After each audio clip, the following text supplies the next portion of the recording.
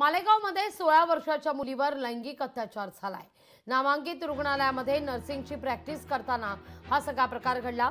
मालेगाव छावणी पोलीस ठाण्यात पोस्को अंतर्गत गुन्हा दाखल आहे। संशयित आरोपी मोहम्मद अथर खुर्शीद अहमदवर गुन्हा दाखल आहे।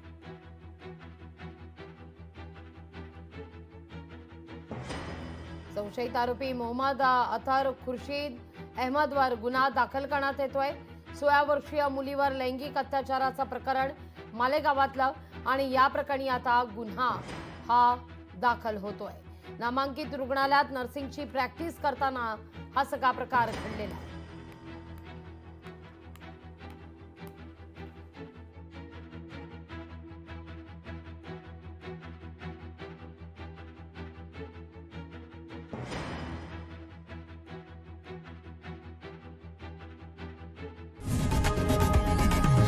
लोकशाही मराठी ऐका, पहा, जागरूक रहा।